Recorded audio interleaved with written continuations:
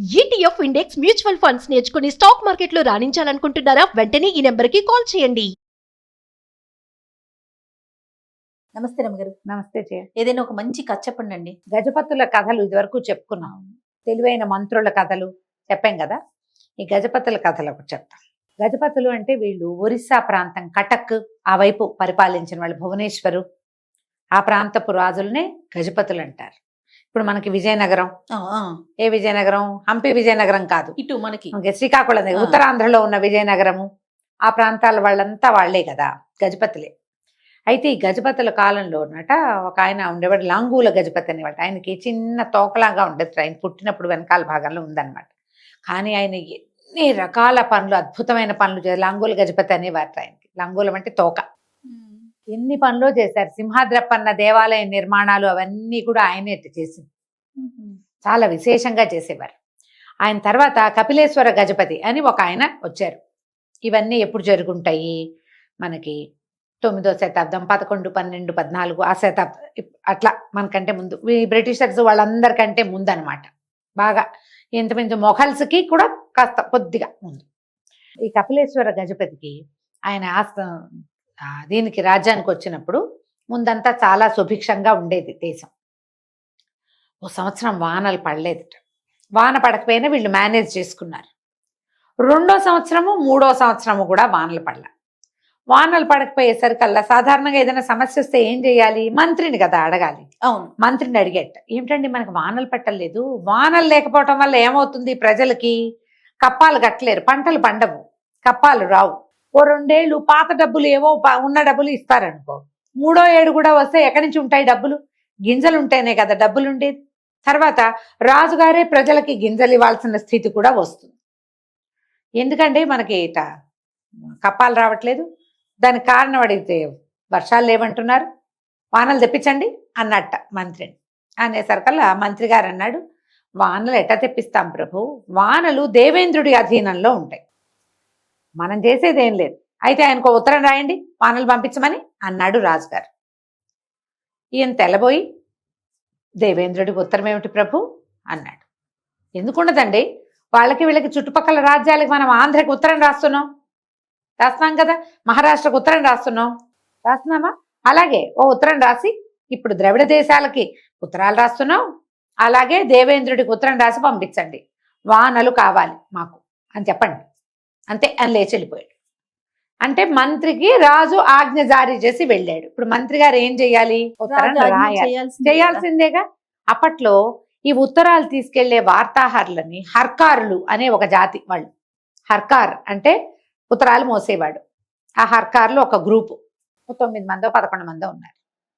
హర్కార్లను పిలిచి, మనకు వానలు లేవు కాబట్టి రాజుగారు వానలు దేవేంద్రుడి అధీనంలో ఉంటాయి కాబట్టి దేవేంద్రుడికి ఉత్తరం రాయమన్నాడు.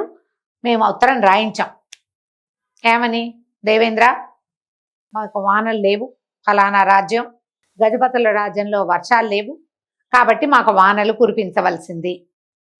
ఈ వానలు కురిపించాక పంటలు పండాక మీకోసం మేము యజ్ఞాలు చేయగలము అని రాశారు. చుట్టారు. ఇదిగోండి అని హర్కారుల చేతిలో పెట్టారు. ఇది దేవేంద్రుడికి ఇవ్వండి.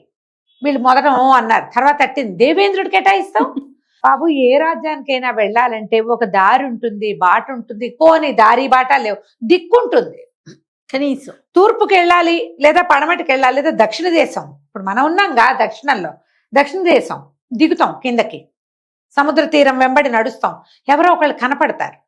ఈ దేవేంద్రుడికేటాగండి ఉత్తరం ఇచ్చేది అనేసరికి నాకు తెలీదు, మీరు దేవేంద్రుడికి ఉత్తరం ఇవ్వాలి. మీరు వార్తాహరులు, హర్కారులు చేసే పని ఏమిటి? వార్తాహరత్వం చెయ్యండి అంతేనండి. మంత్రి గారు కూడా, రాజుగారు ఎటా వాకౌట్ చేశాడో మంత్రి గారు కూడా వాకౌట్ చేశాడు.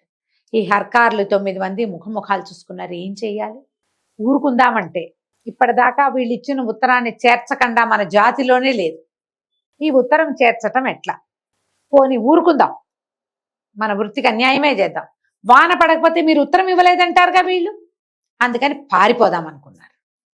పారిపోవాలి ఇక్కడి నుంచి, దేశం విడిచిపెట్టేద్దాం, ఇంకేం చేస్తాం, దక్షిణ దిశగా వెళ్ళిపోదాం, అక్కడ ఎవరో ఒకళ్ళ దగ్గర ఏదో ఒక పొట్ట పోసుకుందాం అనుకుని. కానీ ఈ ఉత్తరం చేర్చాలి, ఎక్కడికి ఎలాగా అని ఆలోచించారు. ఈ రాజ్యానికి ఎల్లలు దాటాక ఇక పురుషోత్తమ దేశం అంటే పూరి, ఆ పురుషోత్తమ పట్టణంలో జగన్నాథుడి దేవాలయం ఉంది. స్వామివారి పాదాలకు అప్పచెప్దాం. ఓకే. ఇప్పుడు ఈ ఉత్తరం పట్టుకెళ్ళి స్వామివారి పాదాల దగ్గర పెడతామంటే గుళ్ళో వాళ్ళు ఒప్పుకోవద్దు, ఇచ్చేస్తారు వాళ్ళు. మళ్ళీ వెనక్కి అక్కడ ఏం పెట్టినా తిరిగి ఇచ్చేస్తాడు ఆయన, అక్కడ ఉంచుకోరు వాళ్ళు. సరే వీళ్ళు ఏం చేశారు, హర్కార్లు వెళ్ళిపోయి దేవాలయంలో దాక్కుని తలుపులు వేసే సమయానికి వీళ్ళు లోపలికి చేరిపోయారు.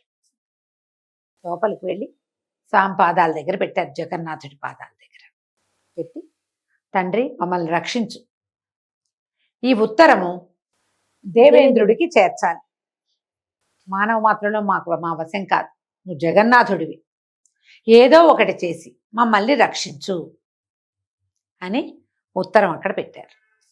తెల్లవార్లు దేవాలయంలోనే దాక్కున్నారు. దాక్కుంటే తెల్లవారుజామున కలొచ్చింది ఒకడికి. ఏమిటి, మీ ఉత్తరానికి సమాధానం వచ్చింది, తీసుకెళ్ళండి అని. వాడు లేచి అందరికీ చెప్పాడు. అందరికీ అదే కలొచ్చింది, మీ ఉత్తరానికి సమాధానం వచ్చింది, తీసుకెళ్ళండి. హర్కారులు ఆశ్చర్యపోయారు. వాళ్ళు గబగబా స్వామివారి దగ్గరికి పరిగెత్తారు. జగన్నాథుడి పాదాల చెంత వీళ్ళు ఒక కాయ పెట్టారు కదా, ఒక ఉత్తరం, దాని స్థానంలో ధగధగలాడుతున్న ఇంకొక ఉత్తరం కనపడింది. చేత్తో పుచ్చుకున్నారు. పట్టుకుంటేనే ఒక చల్లు మంది సంతోషం పట్టలేకపోయారు.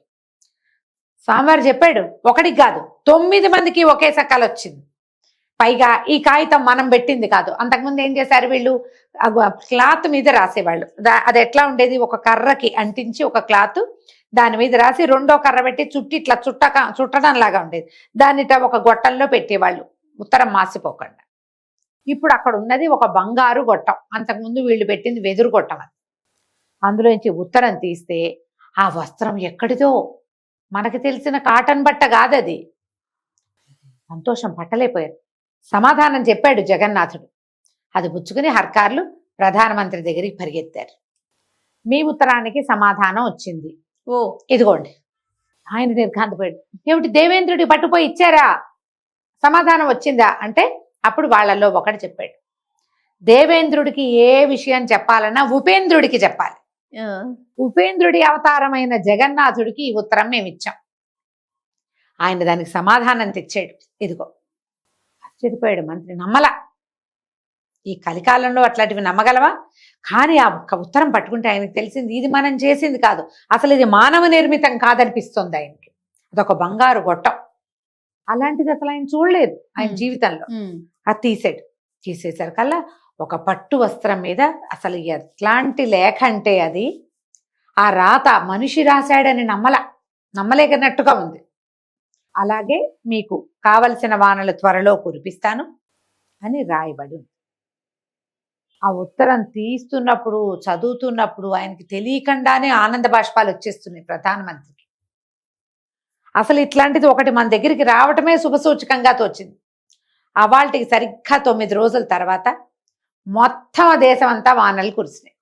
బంగారు వాన పడినంత సంతోషించారు. కావలసినంత పడింది. ఎప్పుడో చల్లిన గింజలు కూడా మొలకెత్తినాయి, కొత్తగా చల్లిన గింజలు మొలకెత్తినాయి. ఎంత బ్రహ్మాండమైన పంట పండిందో.